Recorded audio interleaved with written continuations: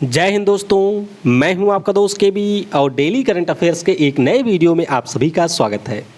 तो आज की इस वीडियो में हम 27 दिसंबर 2020 से जो भी महत्वपूर्ण प्रश्न आपकी परीक्षाओं में पूछे जा सकते हैं उन सभी प्रश्नों को डिस्कस करेंगे। तो आइए इस वीडियो की शुरुआत करते हैं। पहला प्रश्न है, किस केंद्रीय मंत्री ने भारत सरकार के एस्टेट सेवाओं के लिए ई संपदा वेब पोर्टल व मोबाइल ऐप को लॉन्च किया? तो इसे लॉन्च किया है हरदीप सिंह पुरी साहब ने। तो इस प्रश्न का ऑप्शन डी करेक्ट होगा। तो हरदीप सिंह पुरी जो कि हमारे केंद्रीय मंत्री हैं और इनके पास में वर्तमान में 2 मंत्रालय हैं। कौन कौन से? एक तो है आवास और शहरी मामलों का राज्य मंत्रालय और ये हमारे नागरिक और उड्डयन मंत्री भी हैं। तो पहले तो आपको यही ध्यान रखना है।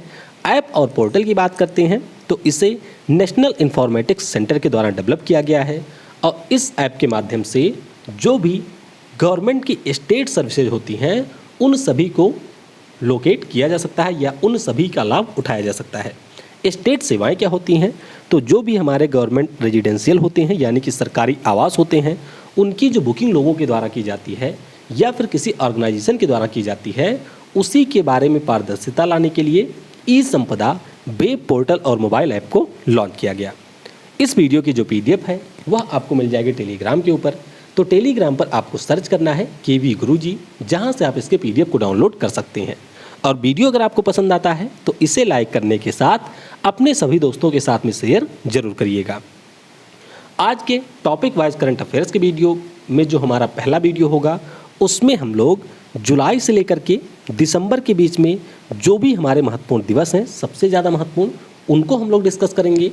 और आज शाम की जो वीडियो होगी उसमें हम लोग नए संसद भवन से संबंधित जो प्रश्न हैं या फिर जो तथ्य हैं उन सभी के बारे में जानेंगे। तो नई संसद भवन की जो बिल्डिंग है वह काफ़ी ज़्यादा महत्वपूर्ण है, तो उससे जुड़े हुए प्रश्नों को भी हम डिस्कस करेंगे।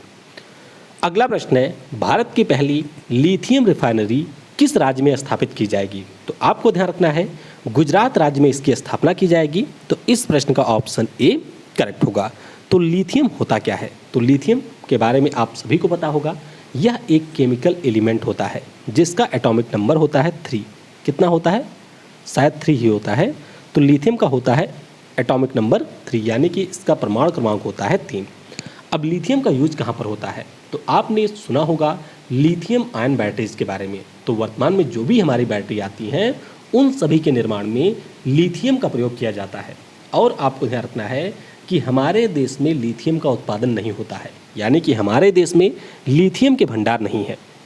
तो अभी जो हमारे देश की सबसे बड़ी बिजली व्यापार और नवीकरणीय ऊर्जा के क्षेत्र की कंपनी है जिसका नाम है मणिकरण पावर लिमिटेड, तो इसके द्वारा 1000 करोड़ की लागत से गुजरात राज्य में इसकी स्थापना की जाएगी। तो जगह अभी फिक्स नहीं की गई है, फिलहाल के लिए आप ध्यान रखेंगे कि गुजरात में इसकी स्थापना की जाएगी। अब यहाँ पर होगा क्या? तो कुछ समय पहले ऑस्ट्रेलिया की जो न्यू मेटल कंपनी है इसके साथ में मणिकरण पावर लिमिटेड ने समझौता किया था। समझौता क्या था?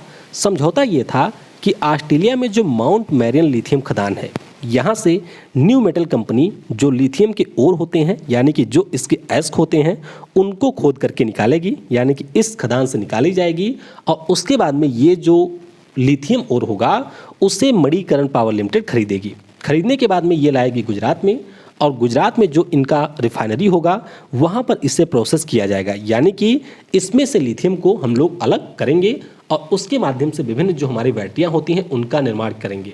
वर्तमान में हमारे देश में 100% जो बैटरियाँ होती हैं उसको हम लोग चीन से आयात करते हैं। तो ये आप ध्यान रखिएगा कि गुजरात में लिथियम रिफाइनरी की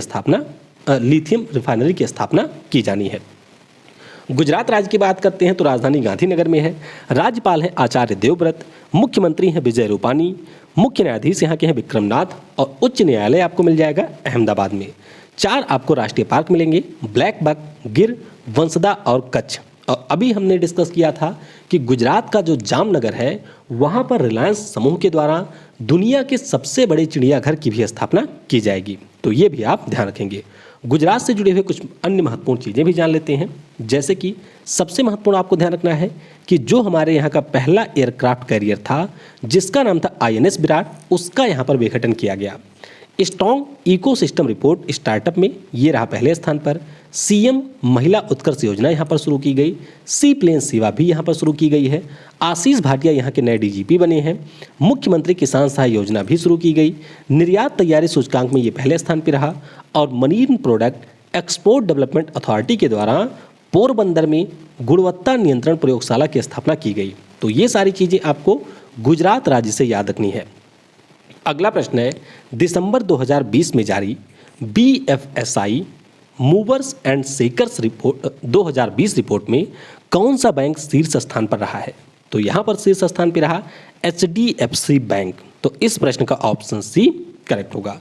तो आपको ध्यान रखना है कि लंदन की एक कंपनी है जिसका नाम है विजके, तो इसी के द्वारा ये रिपोर्ट जारी की गई। रिपोर्ट जो हमारी थी वह देश की बैंकिंग, फाइनेंशियल सेवाओं और बीमा क्षेत्र की जो कंपनियां हैं उनके ऊपर आधारित रहीं। तो इसमें HDFC बैंक रहा पहले स्थान पर, ICICI बैंक रहा दूसरे स्थान पर और स्टेट बैंक ऑफ इंडिया जो कि भारत का सबसे बड़ा बैंक है सार्वजनिक क्षेत्र का, वह इसमें तीसरे स्थान पर रहा है। इसके अलावा बैंकों के बाद जो हमारे वॉलेट या UPI श्रेणी है या फिर पेमेंट बैंक है उनके लिए भी रैंकिंग जारी की गई।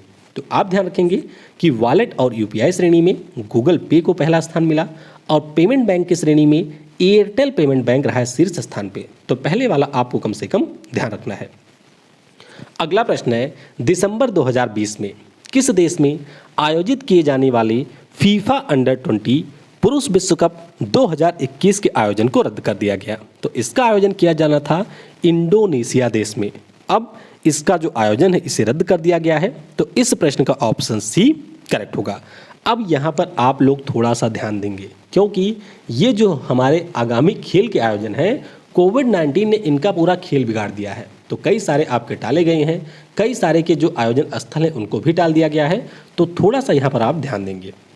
अब अगर मैं बात करूँ फीफा अंडर 20 पुरुष विश्व कप की जो कि 2021 में इंडोनेशिया में आयोजित किया जाना था, तो इसे अब टाल दिया गया है। अब ये 2023 में आयोजित होगा, लेकिन आयोजन भी होगा इंडोनेशिया में, यानी कि जो प्लेस है उसको यहाँ पर बदला नहीं गया है। इसके अलावा फीफा के द्वारा जो अंडर 17 मेंस विश्व कप है 2021 का, जिसका आयोजन पेरू में किया जाना था, इसे भी टाल करके 2023 में भेज दिया गया है। तो ये दो मेजर चेंज किए गए हैं फीफा के द्वारा।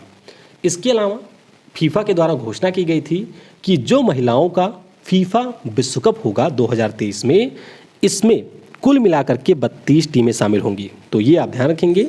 और 2023 में जो महिलाओं का फीफा विश्व कप है ये आपके ऑस्ट्रेलिया और न्यूजीलैंड में आयोजित होगा। जो पुरुषों वाला विश्व कप है उसका आयोजन 2022 में किया जाएगा कतर में। कहाँ पर? 2022 में होगा कतर में। और हमारे देश में इस वर्ष अंडर 17 महिला विश्व कप का भी आयोजन किया जाना था फीफा वाला, जिसके आयोजन को भी टाल दिया गया है। तो ये सारी चीज़ें थोड़ा सा आपको ध्यान रखनी है। अगला प्रश्न है, दिसंबर 2020 में जारी nature index 2020 artificial intelligence report में कौन सा देश शीर्ष स्थान पर रहा है? तो यहाँ पर शीर्ष स्थान पर रहा है चीन देश। तो इस प्रश्न का ऑप्शन सी करेक्ट होगा। तो लंदन की नेचर रिसर्च नाम की एक कंपनी है या आप कह सकते हैं एक फर्म है, जिसके द्वारा 2015 से 19 के बीच में आर्टिफिशियल इंटेलिजेंस के क्षेत्र में जो भी आपकी डेटा पब्लिश किए गए हैं उनके आधार पर 25 देशों की सूची जारी की गई। इसका मतलब ये है कि जो हमारा कृत्रिम बुद्धिमत्ता होता है इसके ऊपर किसी देश के द्वारा किस प्रकार के लेख हैं या किस प्रकार के रिसर्च कार्य किए गए और उन्हें पब्लिश किया गया, इसी के आधार पर रिपोर्ट जारी की गई। तो पिछले 4 वर्षों के डेटा को यहाँ पर इकट्ठा किया गया, यानी कि 2015 से 2019 के बीच में, और इसी के आधार पर नेचर रिसर्च के द्वारा रिपोर्ट जारी की गई। तो चीन रहा पहले स्थान पे, अमेरिका रहा है दूसरे स्थान पे और जर्मनी रहा है तीसरे स्थान पे। अपने देश भारत की बात करते हैं तो हमारा देश है इसमें 20वें स्थान पे, ये आपको ध्यान रखना है। अब देशों के साथ साथ जो भी हमारे रिसर्च इंस्टीट्यूट हैं उनकी भी सूची यहाँ पर जारी की गई। तो चीन का जो सिंगुआ यूनिवर्सिटी है वह रहा है पहले स्थान पर। कौन? चीन की सिंगुआ यूनिवर्सिटी, ये रही है पहले स्थान पर। हमारे देश के संस्थानों की बात करते हैं तो तमिलनाडु की राजधानी चेन्नई में एक यूनिवर्सिटी है जिसका नाम है अन्ना यूनिवर्सिटी। तो ये शीर्ष 100 संस्थानों में शामिल एकमात्र भारतीय संस्थान है। और ये रहा है 32वें स्थान पर। तो थोड़ा सा इसके बारे में ध्यान रखेंगे। बाकी आपको ध्यान रखना है कि शीर्ष पर रहा है चीन और हमारा देश है 20वें स्थान पर। चलिए आपसे मैं एक टफ प्रश्न पूछता हूँ। आपको नीचे कमेंट में ये बताना है कि 2020 को किस राज्य की सरकार के द्वारा आर्टिफिशियल इंटेलिजेंस का वर्ष घोषित किया गया है। ये आप नीचे कमेंट में बताएंगे। अगला प्रश्न है, किस राज्य की कैबिनेट ने बोडो को सहायक आधिकारिक भाषा के रूप में मान्यता दिए जाने के विधेयक को मंजूरी दी। तो ये भी मंजूरी दी है असम राज्य की कैबिनेट ने, यानी कि इस प्रश्न का ऑप्शन डी करेक्ट होगा। तो असम की जो कैबिनेट है उसके द्वारा Assam official language amendment bill यानी कि असम आधिकारिक भाषा संशोधन विधेयक 2020 को मंजूरी दी गई। तो अब ये जो विधेयक है वह जाएगा वहाँ की विधानसभा में और विधानसभा में पास होने के बाद में राज्यपाल की संस्तुति के बाद में यह एसोसिएट आधिकारिक भाषा के रूप में बोडो को दर्जा दे देगा। तो बोडोलैंड, आपने इसके बारे में ज़रूर सुना होगा कि असम से अलग करके एक राज्य की मांग काफ़ी समय से चल रही है और बोडो के लिए जो ग्रुप थे उनके बीच में भारत सरकार के द्वारा असम राज्य के साथ में समझौता करवा दिया गया था। यानी कि उन्होंने कहा था कि अब हमें किसी भी इस प्रकार के राज्य की आवश्यकता नहीं है। तो अब यहाँ पर जो असम की कैबिनेट है उसने ये कहा है कि हम लोग बोडो को एसोसिएट ऑफिशियल लैंग्वेज का दर्जा देंगे। तो ये आपको ध्यान रखना है। इसके अलावा कैबिनेट के द्वारा जो हमारे नेशनल हेल्थ मिशन के कर्मचारी हैं उनके कार्यकाल को बढ़ा करके 60 वर्ष कर दिया गया है। तो ये भी एक मेजर डेवलपमेंट की गई है असम राज्य की कैबिनेट के द्वारा। असम की बात करते हैं तो राजधानी आपको दिसपुर में मिल जाएगी। राज्यपाल है जगदीश मुखी और मुख्यमंत्री हैं सर्बानंदा सोनोवाल। उच्च न्यायालय आपको मिलेगा गुवाहाटी में जिसके एक्टिंग न्यायाधीश हैं NK सिंह। राष्ट्रीय पार्क आपको कई सारे मिलेंगे जैसे कि ओरांग है, डिब्रू सैखोवा है, काजीरंगा है, नामेरी है और है मानस। टाइगर रिजर्व की बात करते हैं तो ओरांग, नामेरी, काजीरंगा और मानस यहाँ के टाइगर रिजर्व हैं। चलिए असम से जुड़े हुए कुछ महत्वपूर्ण तथ्यों के बारे में भी जान लेते हैं जो कि इस वर्ष चर्चा में रहे थे। अभी हम लोगों ने दिसंबर माह में डिस्कस किया था कि रायसोमा राष्ट्रीय पार्क यहाँ का छठा राष्ट्रीय पार्क बनेगा। कौन सा? रायसोमा राष्ट्रीय पार्क यहाँ का छठा राष्ट्रीय पार्क बनेगा। कल हम लोगों ने डिस्कस किया था कि भारत और बांग्लादेश के बीच में जो 51वें डायरेक्टर जनरल लेवल की बॉर्डर कोऑर्डिनेशन मीटिंग हुई, इसका आयोजन गुवाहाटी में किया गया। असम के तेजपुर की जो लीची है उसे इस साल GI टैग दिया गया है। मत्स्य क्षेत्र में सर्वश्रेष्ठ राज्य का पुरस्कार मिला है असम को। उत्तर पूर्वी भारत का जो पहला गाय का अस्पताल है वह असम के डिब्रूगढ़ में खोला गया। असम के पूर्व CM थे तरुण गोगोई जी और इनका अभी हाल ही में निधन हुआ है। असम में पर्यटन संजीवनी योजना की भी शुरुआत की गई। गरीब परिवारों के लिए अरुणोदय योजना को भी यहाँ पर लॉन्च किया गया। टेरी के द्वारा गुवाहाटी शहर में बाढ़ पूर्वानुमान चेतावनी प्रणाली को भी शुरू किया गया। ब्रह्मपुत्र नदी पर भारत के सबसे बड़े नदी रोपवे का उद्घाटन किया गया। स्वामी विवेकानंद युवा सशक्तिकरण योजना यहाँ पर फिर से शुरू की गई, वही जो हमारी स्वयं योजना थी। स्टेट बैंक ऑफ इंडिया के द्वारा महिला आत्मनिर्भरता प्रोग्राम की शुरुआत की गई।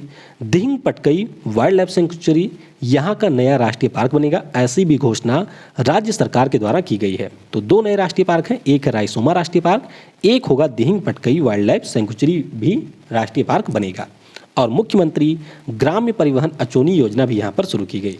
तो अगर आप लोग चाहते हैं कि एक वीडियो मैं इस प्रकार से लाऊं जिसमें ऐसे राज्य हों उनके बारे में इस तरह से डिटेल दी हो और उसके साथ साथ उससे जुड़े हुए करंट अफेयर्स दिए हों, तो आप नीचे कमेंट में बता सकते हैं। ज़्यादा से ज़्यादा लोग अगर इस बारे में कहेंगे तो फिर मैं इसके ऊपर भी एक वीडियो ले आऊँगा जिसमें हम लोग उस राज्य के जो भी महत्वपूर्ण तथ्य हैं उनके अलावा उस राज्य से जुड़े हुए जो करंट अफेयर्स हैं उनको हम लोग एक वीडियो में इसी प्रकार से डिस्कस कर लेंगे। तो ऐसे आप उनको आसानी से थोड़ा याद रख पाएंगे।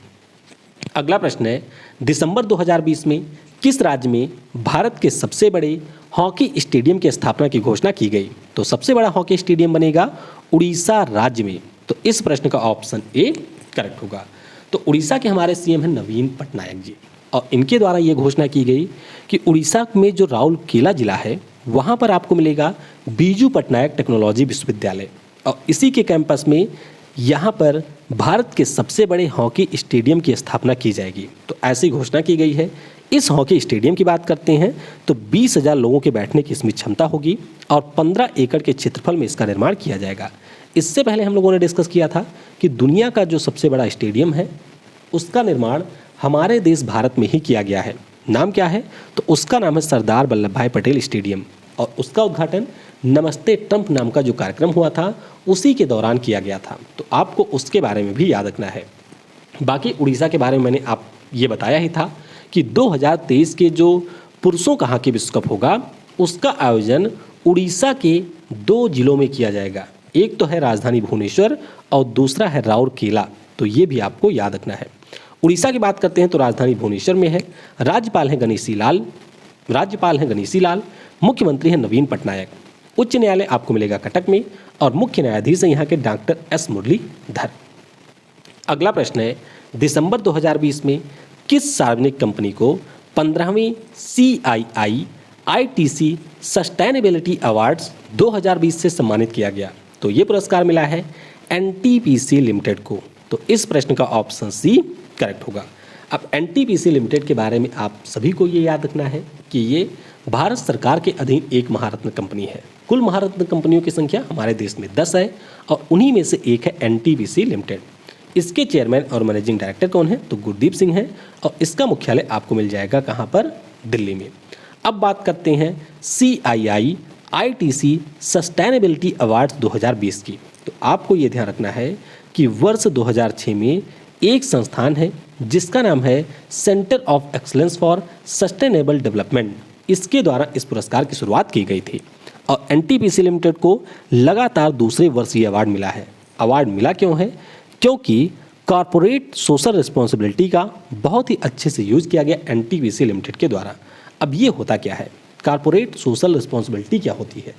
तो जो हमारी इस प्रकार की कंपनियां होती हैं उन्हें अपने प्रॉफिट का जो कुछ हिस्सा होता है उसे खर्च करना होता है लोगों की भलाई के लिए, यानी कि समाज के प्रति भी उनका एक दायित्व होता है और उसी के लिए यहाँ पर CSR के द्वारा कंपनियों के द्वारा पैसा खर्च किया जाता है। तो इसी श्रेणी में NTPC लिमिटेड को अवार्ड मिला है। तो थोड़ा सा इसके बारे में आप याद रखेंगे।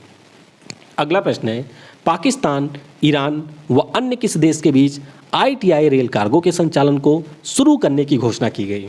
तो ये जो रेल मार्ग है वह जोड़ेगा पाकिस्तान से ईरान और टर्की को, यानी कि इस प्रश्न का ऑप्शन बी करेक्ट होगा।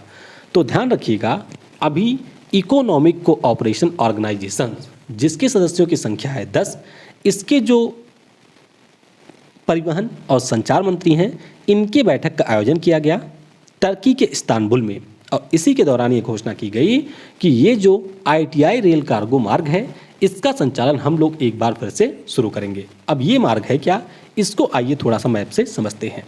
तो यहाँ पर आपको मिलेगा पाकिस्तान, ये कुत्ते जैसे मैप वाला।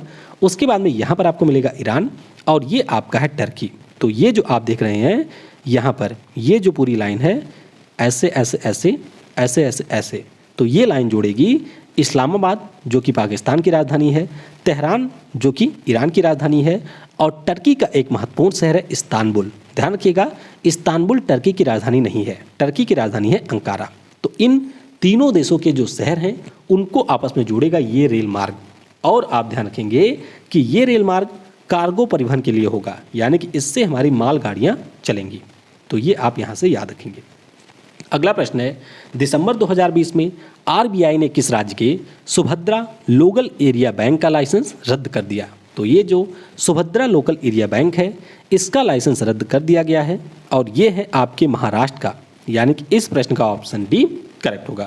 तो बस आपको थोड़ा सा ध्यान रखना है कि Subhadra local area bank limited जो कि महाराष्ट्र के कोल्हापुर का एक बैंक था, इसके लाइसेंस को RBI ने अपने दिशा निर्देशों के पालन न करने के कारण निलंबित कर दिया है। निलंबित नहीं किया है, इसको पूरी तरीके से रद्द कर दिया गया है, यानी कि इनका जो लाइसेंस है उसे समाप्त कर दिया है। तो आइए कुछ अन्य महत्वपूर्ण चीज़ें जान लेते हैं। पंजाब नेशनल बैंक के द्वारा अभी PNB ई क्रेडिट कार्ड को लॉन्च किया गया। किसने लॉन्च किया है? पंजाब नेशनल बैंक ने। तो ध्यान रखेंगे, ई क्रेडिट कार्ड इन्होंने लॉन्च किया है। अब ई क्रेडिट कार्ड क्या होता है? तो जैसे आपने अपने डेबिट कार्ड या ATM कार्ड को देखा होगा, उस कार्ड की खास बात है कि वह आपको फिजिकल रूप में मिलेगी, यानी कि उसकी एक फिजिकल प्रेजेंस होती है। लेकिन ई क्रेडिट कार्ड की बात करते हैं तो ये आपका डिजिटल कार्ड होगा, यानी कि फिजिकली आपको ये नहीं मिलेगा। यूनिसेफ के द्वारा कोरोना टीके के विकास के बारे में जानकारी देने के लिए कोविड-19 वैक्सीन मार्केट डैशबोर्ड को लॉन्च किया गया है। तो जैसे हम लोगों ने डिस्कस किया था कि हमारे यहाँ का जो स्वास्थ्य मंत्रालय है उसके द्वारा कोविन नाम का एक पोर्टल डेवलप किया गया है। इस पर क्या होगा, तो इस पर किस प्रकार से हमारे यहाँ पर जो कोरोना की वैक्सीन है उसका डिस्ट्रीब्यूशन किया जाना है उसके बारे में जानकारी मिलेगी। ठीक उसी प्रकार से यूनिसेफ ने यहाँ एक डैशबोर्ड डेवलप किया है जिसके ऊपर आपको कोरोना के जो वैक्सीन है उनका विकास किस प्रकार से हो रहा है किन देशों में, उसके बारे में जानकारी मिलेगी। और जापान की जो सरकार है उसके द्वारा लगातार 9वें वर्ष अपने रक्षा बजट में वृद्धि की गई है। रक्षा बजट क्या होता है, जैसे आप लोग देखते होंगे कि जब बजट प्रस्तुत किया जाता है तो उस दौरान इसमें से हिस्सा बताया जाता है। यानी कि जैसे मान लीजिए 100 रुपये का बजट है तो बता दिया गया कि 2 रुपये आपके स्वास्थ्य पे खर्च होंगे, 3 रुपये आपके शिक्षा पे खर्च होंगे, 4 रुपये आपके खर्च होंगे मान लीजिए महिला सुरक्षा पे खर्च होंगे, उसी प्रकार से 20 रुपये सरकार पे खर्च होंगे। तो इसी प्रकार से रक्षा क्षेत्र में कितना खर्च होगा उसी को हम लोग कहते हैं रक्षा बजट। तो लगातार 9वें वर्ष जापान के द्वारा अपने रक्षा बजट को बढ़ाया गया है।